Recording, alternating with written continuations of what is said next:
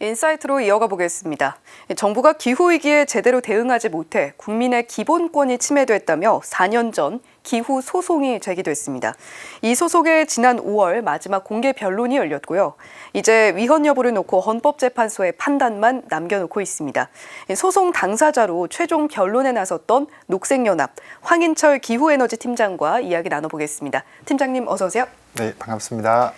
예, 우선 이 기후 헌법 소원 쟁점부터 짚어보죠.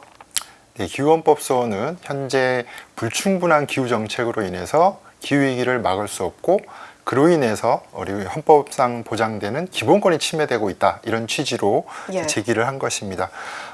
현재 탄소중립 기본법상의 온실가스 감축 목표 그리고 그 법에 따른 탄소중립 기본계획의 여러 정책들을 이제 문제 삼고 있는데요. 첫째는 한국이 이제 2030년까지 2018년 대비 약 40% 온실가스를 줄이겠다는 목표가 있는데 이것이 지금 전 세계가 목표로 하고 있는 1.5도 목표 이내로 상승을 제한하자라는 이 목표를 달성할 수 없을 정도의 불충분한 목표라는 것입니다. 예. 둘째는 이제 한국이 2030년 목표가 있고 그리고 2050년 탄소중립 목표가 있는데 이 중간에 20년 가까이의 동안 아무런 어떤 목표가 없습니다. 그래서 이렇게 되면 사실 매년 배출하는 이 탄소 배출량이 누적된 그 양이 중요한 건데 이 중간에 목표가 없음으로써 지금의 감축 책임이 뒤로 밀릴 수도 있다라는 것이고요. 마지막으로 현행 법률상으로 목표를 세워도 사실 지키는 게 중요하지 않습니까? 근데 이 지키는 것을 제대로 강제하고 지키게끔 하는 장치들이 부족하기 때문에 그것이 이제 문제라는 취지로 소송을 제기하였습니다. 예, 여러 정책적인 미흡함에 대해서 지적을 해주셨고요. 지금까지 있었던 두 차례 공개 변론 어떻게 진행이 좀 됐습니까? 예, 첫 소송이 2020년에 제기되고 4년 만에 저희가 공개 변론이 진행이 되었는데요. 사실 이제 헌법재판소에서 공개 변론을 진행하는 것은 그렇게 흔하진 않다라고 합니다. 이게 중요한 사안일 때 다루게 되기 때문에 아마 헌법재판소도 좀 중요한 안건으로 보고 있는 것 같고요. 4월, 5월 두 차례 변론이 있었고요. 소송 당사자 측, 그러니까 소송을 제기한 쪽과 정부 쪽 양측의 변호사들이 각각 의견을 말하고 헌법재판관들이 여러 가지 질문들을 했었고요.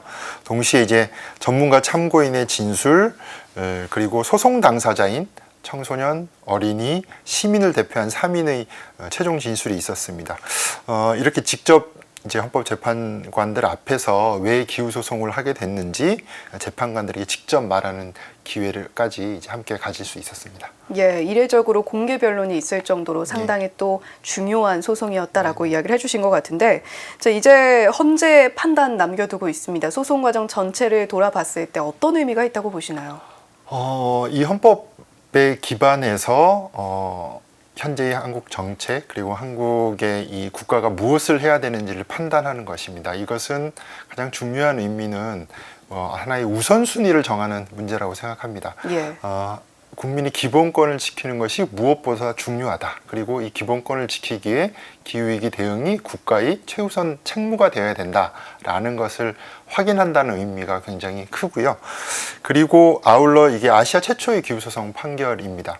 사실 현재까지 세계 각국의 어떤 기후 정책이 미흡한 이유는 현재 어떤 파리 협정상 자발적으로 그냥 자율적으로 이렇게 목표를 세우고 이렇게 실천하는 방식이거든요. 그렇게 하다 보니 이런 글로벌한 어떤 목표를 달성하지 못하는 것들이 계속 나오고 있습니다. 그렇기 때문에 이런 어떤 법적인 판단들, 그러니까 각국의 최고 법원의 판단들이 쌓이게 되면 전 세계적인 여러 나라들의 기후 정책에 직접적인 영향을 미칠 것으로 보고 있습니다.